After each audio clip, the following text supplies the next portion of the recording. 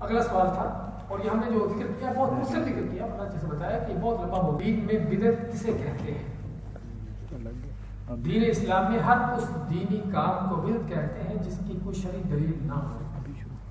غور کیجیے کے جذبے سے، ثواب کی نیت سے، اس کے پیچھے کو اللہ کی رضا مقصود ہو، جنت حاصل کرنا، کوئی بھی اس طرح کا مقصد ہو کہ مقصد یہ ہو کہ اس میں کوئی نیکی ملے گی، ثواب ملے گا، یہ دین کا کام ہے، نیکی کا کام ہے، اللہ راضی ہوتا ہے، جنت ملے گی، کوئی بھی اس طرح کا مقصد سامنے ہو، اس مقصد کے تحت ایسا کام کرنا کہ جس کام کی کوئی دلیل نہ ہو، جس کام کی کوئی دلیل نہ ہو، اسے بدعت کہتے ہیں.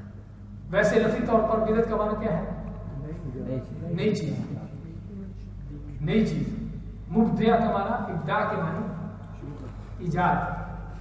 ہم جس کو ایجاد کا نام دیتے ہیں نا، اس کو عربی میں کہتے ہیں ایجاد کرنا. ابداع کرنا، وہ اسی سے بدعت سے کہ بدعت کے معنی کسی نئی چیز کا ایجاد کرنا، نئی چیز کو سامنے لانا. تو اصل لفظی معنی یہ ہے. تو دین کے اندر بھی کوئی ایسی نئی چیز. اچھا، نئی چیز کا معنی کیا ہے؟ کب کی نئی چیز؟ کب جو ہے وہ چیز آئے گی تو نہیں ہوگی، اور کب پرانی سمجھی جائے گی.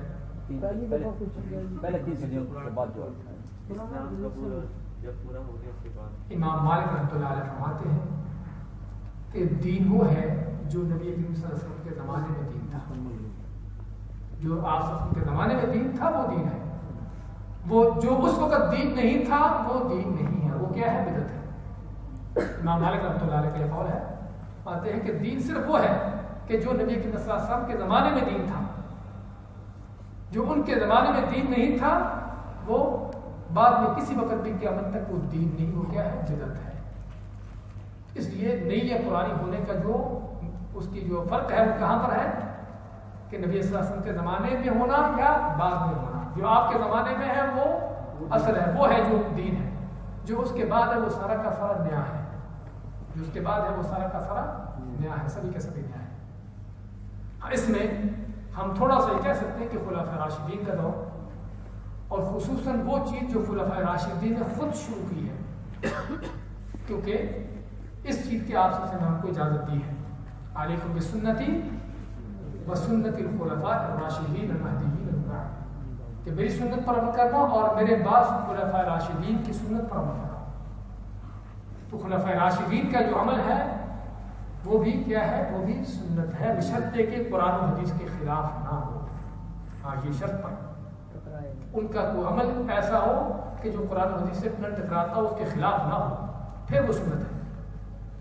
لیکن اگر اس کے خلاف ہوگا تو پھر وہ بھی سنت نہیں ہے. ہاں، خلاف ہونے یا موافق ہونے کی مثالیں فرض کرے حضرت عمر لوگوں کو فتویٰ دیتے تھے کہ حج تمتع نہ کرے. حج تمتع جاتے ہیں کہ آدمی حج کے لیے جاتا ہے اور پہلے عمرہ کرتا ہے، عمرہ کر کے احرام کھول دے اور پھر حج کے لیے احرام باندھے. حج کے مہینوں کے اندر یہ حج تمتع ہوتا ہے. تو ان کا یہ فتویٰ تھا کہ حج تمتع کو نہ کریں. اب یہ بچے خلیفہ راشد ہیں، لیکن ان کی یہ بات قابل قبول کیوں نہیں کہ اللہ کے نبی صلی اللہ علیہ وسلم کی سنت کے خلاف ہے، آپ کے حکم کے خلاف. یہ اسی حضرت عبداللہ بن عباس فرمایا کہ مجھے خطرہ ہے کہ تم لوگوں کو پتھروں کی بارش ہو، میں تمہیں اللہ کے نبی کی حدیث سناتا ہوں تو مجھے عمر کی باتیں سناتے ہو. تو اس لیے یہ قابل قبول نہیں ہے. لیکن کون سی وہ سنت ہے جو خلاف نہیں ہے قرآن حدیث کے؟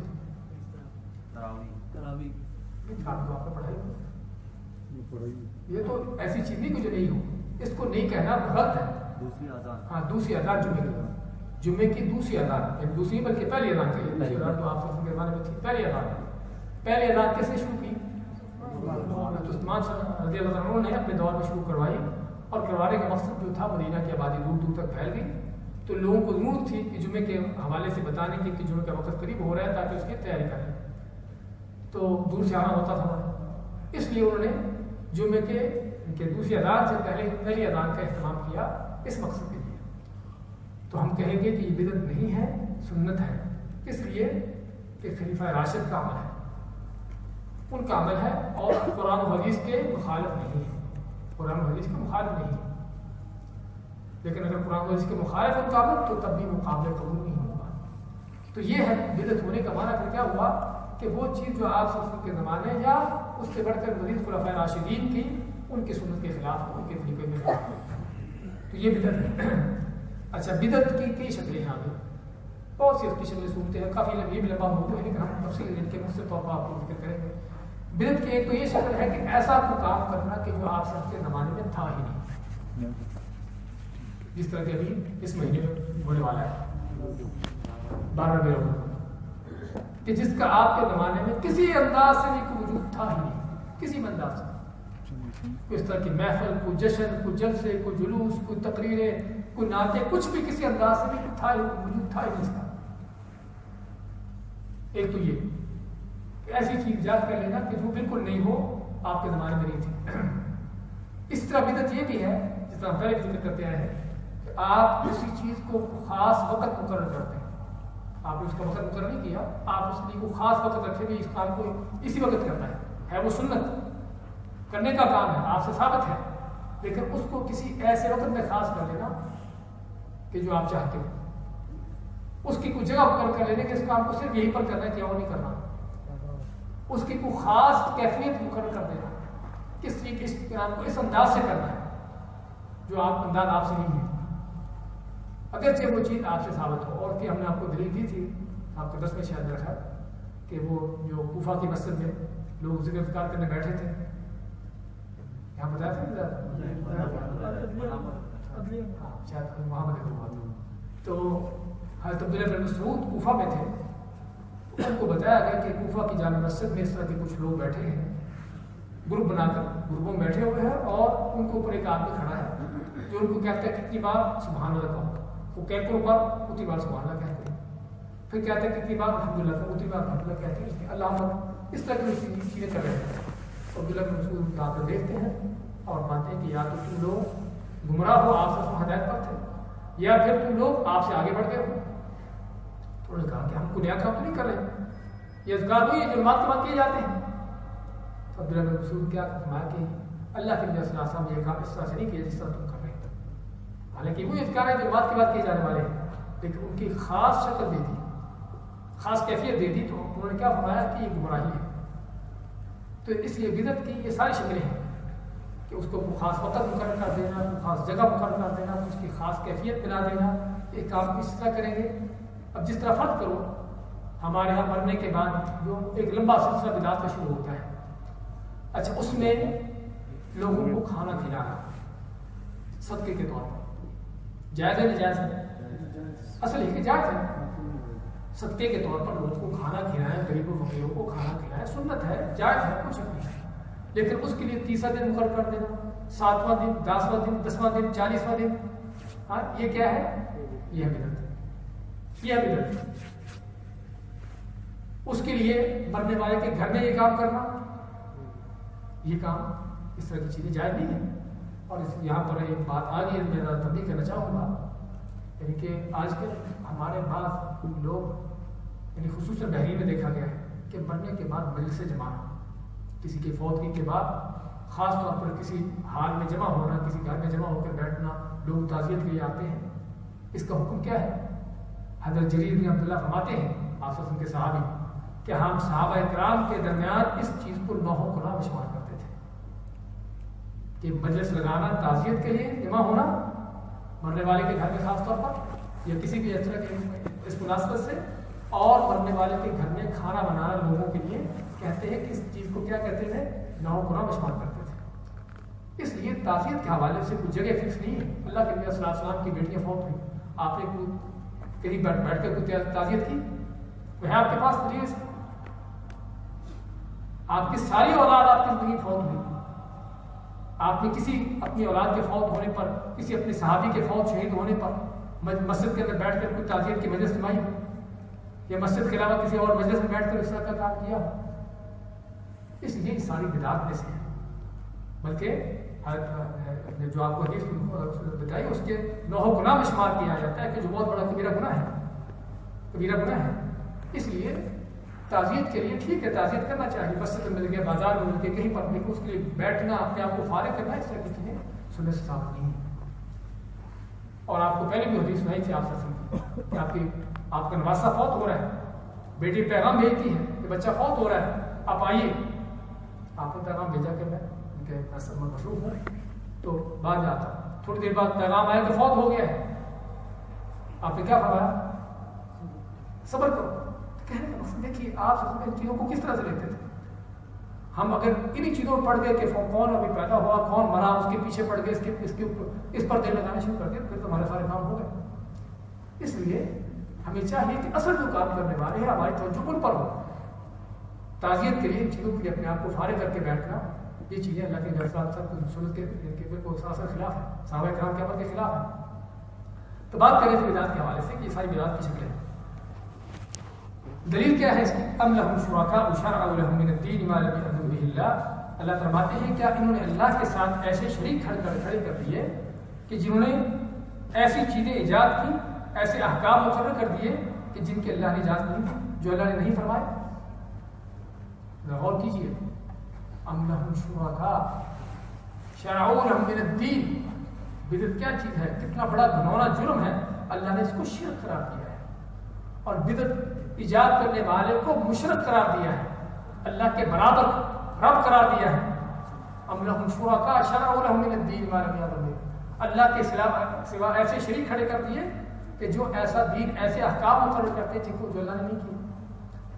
یعنی شریعت سازی کا حق کس کو ہے؟ اللہ کو ہے. حلال و حرام کا حکم دینا, اس کی اجازت دینا, کیا کرنا ہے کیا نہیں کرنا, کیا واجب ہے کیا سنت ہے کیا فرض ہے, ان ساری چیزوں کا حکم اللہ کی طرف سے.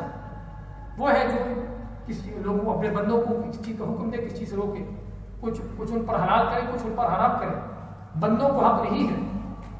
اگر کسی بندے کو, کسی انسان کو اس طرح کا کوئی اختیار دے دیا جاتا ہے تو اللہ کے ساتھ اس کو شریک کرنا ہے, اللہ کے ساتھ اس کو رب بنا کے کھڑا کرنا ہے. اللہ کے مقابلے میں اس کو رب بنا کے کھڑا کرنا. اور دوسری آیت میں اسی طرح آتا ہے اتخذوا احبارهم ورهبانهم اربابا من دون اللہ. یہ یہود و نصارہ نے اپنے علماء کو, اپنے درویشوں کو اللہ کے سوا رب بنا دیا.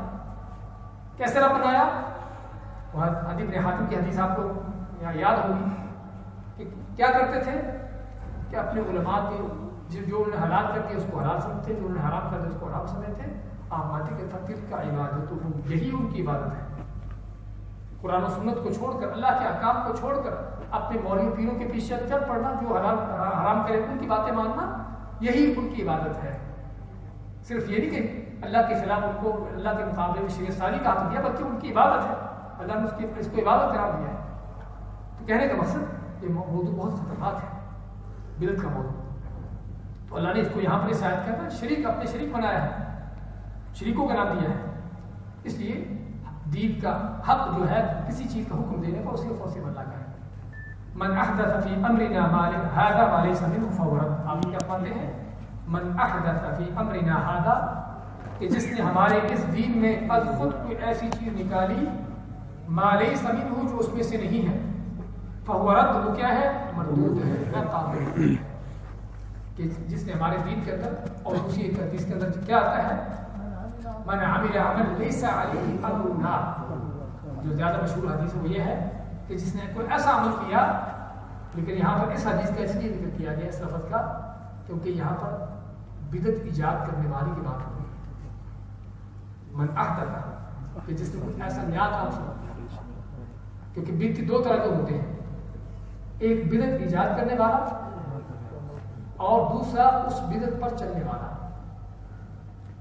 جو سب سے بڑا مجرم کون ہے؟ ایجاد کرنے والا. بدعت کو ایجاد کرنے والا باقاعدہ اس کو ایسے ہے جیسے اس نے اپنے آپ کو اللہ کے مقابلے رب کھڑا کیا, اپنے آپ کو اللہ کے مقابلے رب بنایا ہے جس کا فرعون تھا. یہ بدعت ایجاد کرنے والا, اس لیے یہ لفظ یہاں پر سے لایا من احدث, کہ جس نے کچھ چیز ایجاد کی, خود شروع کی. تو یہ کون ہے؟ اس کا عمل کیا ہے؟ وہ ناقابل قبول ہے. اور من عمل عملا, اس میں دونوں چیزیں آتی ہیں, ایجاد کرنے والا بھی آتا ہے اور جو اس ایجاد شدہ عمل پر, اس چیز پر عمل کرتا ہے. کہ جس نے کوئی ایسا عمل کیا جس پر ہماری طرف سے کوئی دلیل نہیں ہے, وہ مردود ہے, ناقابل قبول ہے. کیا مانا؟ کتنا بھی کرتا رہے کچھ اس کا فائدہ نہیں, بلکہ کیا ہے, وہ گناہ ہے, اللہ سے دور کرتی ہے, نہ کہ اللہ سے نزدیک. اس لیے کل بدعۃ ضلالہ وکل ضلالۃ فی النار. اور ایک روایت کے اندر کیا فرماتے ہیں؟ کل محدثۃ بدعۃ. اکثر حدیثوں کے لیے آتا ہے, ایک روایت کے اندر کیا آتا ہے؟ کل محدثۃ فی دین اللہ, کہ ہر نیا کام اللہ کے دین میں. اور پہلے ہم نے اس پر بات کی تھی, آج تھوڑا سی جاتے ہیں بات کہ بدعت کے حوالے سے کب بدعت ہوگی؟ جب وہ دین کے اندر نیکی کے جذبے سے، ثواب کی نیت سے، آخرت کے لیے، اللہ کی رضا کے لیے کوئی بھی اس طرح کا لفظ کہتے ہیں کہ جب وہ دین کے نام سے ہوگی. جب دنیا کے نام سے کوئی نیا کام ہے تو پھر دنیا کے حوالے سے نیا کام جائز ہے اگر وہ شریعت کے خلاف نہیں ہے. یہ نہیں کہ ہر کام نیا جائز ہے، ممکن ہے بات جائز نہیں، جو حرام کام ہے ناجائز ہو، لیکن جو شریعت کے خلاف نہ ہو وہ جائز ہے. اور اس چیز کو ہم پہلے بھی آپ سے بات ہوئی تھی شاید رہے پر یہ دوسری مجلس میں کہ اس چیز کو سمجھنے کی ضرورت ہے. آج کے ویکتیوں کے پروپیگنڈوں میں سب سے پروپیگنڈا بڑا یہ بھی ہے کہ دیکھیے آپ نے یہ مسجد کے اندر لائٹیں لگا رکھی ہیں، مائکرو فون لگا رکھا ہے، سارا کچھ آپ کے زمانے میں تھا کیا؟ یہ اسی تھے آپ کے زمانے میں؟ یہ پنکھے چل رہے تھے آپ کے زمانے میں کیا؟ یہ چشمہ لگایا تھا آپ نے کیا؟ آپ مجھے کہا کیا؟ آپ کو شاید بتایا تھا میں نے کہ لندن میں مجلس میں جانا ہوا، یہاں پر فوت کی تھی، تعزیت کے لیے گیا تو وہاں پر چل رہی تھی ان کی بدعات، تو اس پر وہاں پر بات چیت شروع ہوگی. تو اب باقی لوگ تو خیر شاید خاموش رہتے ہیں، لیکن مولوی صاحب بیٹھے تھا، ان کے لیے خاموش رہنا ممکن نہیں تھا کیونکہ ان کا سارا کاروبار بند ہو رہا تھا. تو انہوں نے کہا دیکھیے کہ ہر چیز میں تو تھوڑی ہوتی ہے، تو آپ نے یہ چشمہ لگایا ہے یہ بھی تو نئی چیز ہے، یہ تو آپ نے گھڑی پہنی ہے، یہ بھی آپ کے زمانے میں نہیں تھی. اچھا تو اس کا جواب کیا تھا کہ یہ چشمہ جو ہے میں نے کوئی نیکی ثواب کے لیے نہیں لگایا، گھڑی جو پہنی ہے کسی ثواب نیکی کے دین کے لیے نیت سے نہیں پہنی، یہ دنیا کے اللہ تعالیٰ کی نعمت ہے، دنیا کی ضرورت کے لیے. آنکھوں کی بینائی کمزور ہے، اس کو اللہ نے نعمت دی ہے، اس کو دور تک دیکھنے کے لیے چشمہ لگا، اس کا مقصد نیکی نہیں ہے. گھڑی پہننے کا اصل بنیادی مقصد تو نیکی نہیں ہے. الگ بات ہے کہ آپ اگر اس کو اس لیے پہنتے ہیں تاکہ نمازوں کے اوقات قائم ہو تو اس لحاظ سے نیکی ہوگی، ورنہ بتاتے خود نیکی نہیں ہے. مائکرو فون کا استعمال کرنا کیا نیکی ہے؟ نہیں، بتاتے خود نیکی نہیں ہے کہ آپ اس کا استعمال کرنا بتاتے خود نیکی ہو نہیں. اس لیے یہ ساری دنیا کی نعمتیں ہیں، ان کو ہم شرعی حدود کے اندر رہتے ہوئے، جیسے ہم پہلے ذکر کیا کہ شرعی حدود کے اندر رہتے ہوئے اگر چنی چیزیں ہیں، لیکن یہاں پر بھی حدود کیا ہے؟ شرعی حدود کی، کہ جو شرعی حدود کے دائرے میں ہو، اس سے باہر نہ ہو، اس کو استعمال کر سکتے ہیں. ہاں جہاں پر وہ شرعی حد کے دائرے کے باہر ہو، حرام چیز میں آ جاتی ہے، وہاں پر ہم کہیں گے یہ چیز حرام ہے. ہم کہیں گے وہاں پر یہ چیز حرام ہے.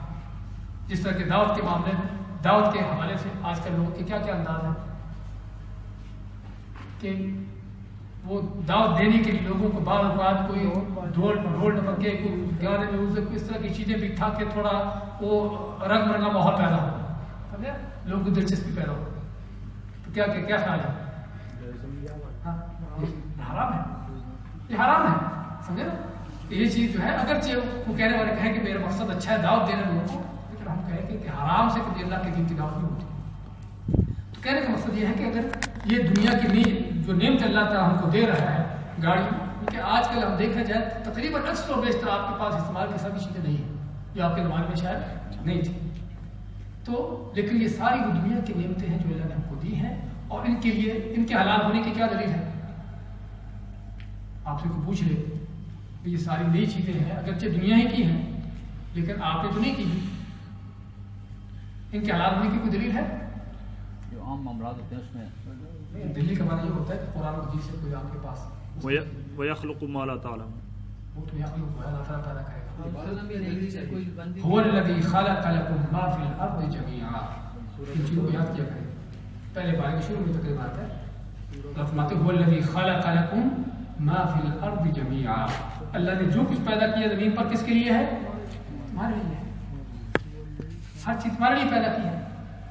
تو اصل دنیا کی نعمتوں کے حوالے سے کیا ہے، اور یہاں پر آخری بات کہہ کے بات ختم کرتے ہیں کہ دنیاوی نعمتوں کے حوالے سے اصل بنیادی چیز کیا ہے کہ اصل یہ ہے کہ وہ حلال ہے. دنیاوی نعمتیں، کھانے پینے کی، رہنے سہنے کی، دنیاوی استعمال کی جو چیزیں ہیں کہ جن کے پیچھے دین کا مقصد نہیں ہے، عبادت مقصد نہیں ہے، اصل ان کا کیا فارمولہ ہے کہ اصل یہ ہے کہ وہ حلال ہے. کیوں حلال ہے؟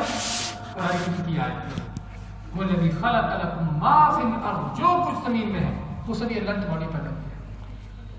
اور اللہ کے نبی صلی اللہ علیہ وسلم کیا فرماتے ہیں؟ کُلْ وَاشْرَبْ وَالْبَسْ، کھاؤ پیو پہنو، لیکن دو شرطوں کے ساتھ. کیا شرطیں ہیں؟ کہ نہ تو فضول خرچی کرو اور نہ تکبر غرور کرو، یعنی اس کو حرام کی پہلے کی تفصیل نہ لے جاؤ، حلال کے دائرے کے اندر رہتے ہوئے اس کو استعمال کرو، کھانے کو جو مرضی کھائیے، اللہ کی جو چند چیزیں حرام شدہ سے بچ جائیے، پینے کو جو مرضی جتنی آپ کی ضرورت پیے، لیکن حرام چیزوں سے بچیے، پہننے کو جیسا لباس لگتا ہے چاہے پہنے، لیکن جو حرام شدہ لباس ہیں ان کو نہ استعمال کریں، بس یہ ہے۔ لیکن دین کے حوالے سے وقضى ربك کیا ہے؟ اللہ تعبدوا، یہ رک جائیے کہ تیرے رب کا کیا فیصلہ ہے کہ عبادت کرنا ہی نہیں، عبادت کرنا ہی نہیں مگر صرف اللہ کے اور اللہ کے طریقے پر، جس اللہ نے پیدا کیا اس اللہ اس نے عبادت کا طریقہ بھی دیا ہے، تو اس لیے وہ طریقہ دیکھ کر اس کے بغیر نہیں۔